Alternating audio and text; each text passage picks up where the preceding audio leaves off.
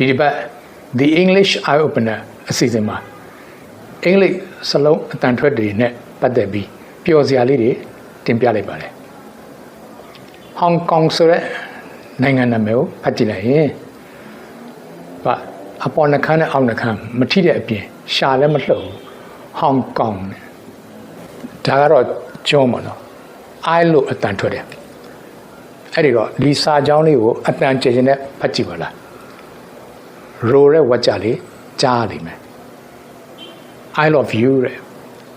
I love you နည်းနည်းကျကျနဲ့မြန်မြန်လေးပြောလိုက်ရင် I love you လို့ပြောတာ ਨੇ တူနေတယ်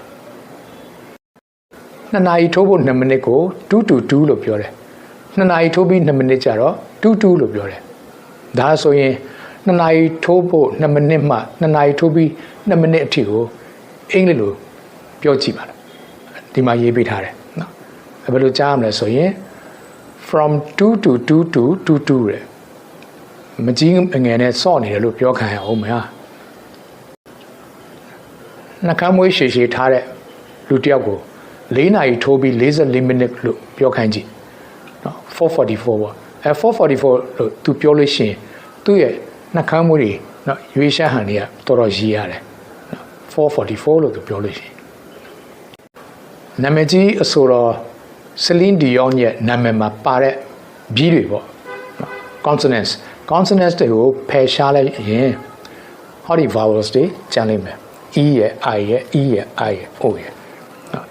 ဘယ်ကလေးသချင်းတစ်ပုဒ်ကိုသတိရစီလဲဆိုရင် Old MacDonald had a farm သချင်းလေးကြားဘူးမှာပေါ့ E-I-E-I-O ဆိုတာ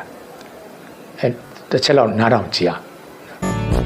Old MacDonald had a farm E-I-E-I-O and on his farm he had some chicks E-I-E-I-O Cabbage ကော်ပီတို့ရဲ့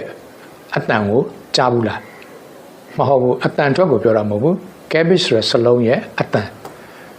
C A B B A G E ပေါ့အဲ့ဒီစလုံးရဲ့အတန်ကိုကြားဘူးလားလို့ cabbage ဆိုတာက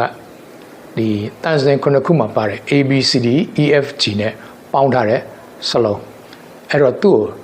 စန္ဒိယပေါ်မှာတီးကြည့်မယ်ဆိုရင် cabbage စလုံးရဲ့အတန်ကိုကြားရလိမ့်မယ်တစ်ချက်တော့နော်နားတော့တာဆင်ကြည့်ပါဦးနော်ဒါ cabbage ကိုတီးနေတာ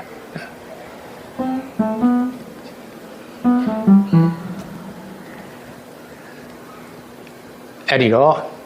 စန္ဒိယဘော်က cabbage အတန်အကြောင်းပြောရင်းနဲ့ပဲဒီတစ်ပတ် The English Eye Opener အစီအစဉ်ကိုညီကုန်းချုပ်လိုက်ပါတယ်ကြည့်ရှုအားပေးတဲ့အတွက်လည်းကျေးဇူးများတင်ပါတယ်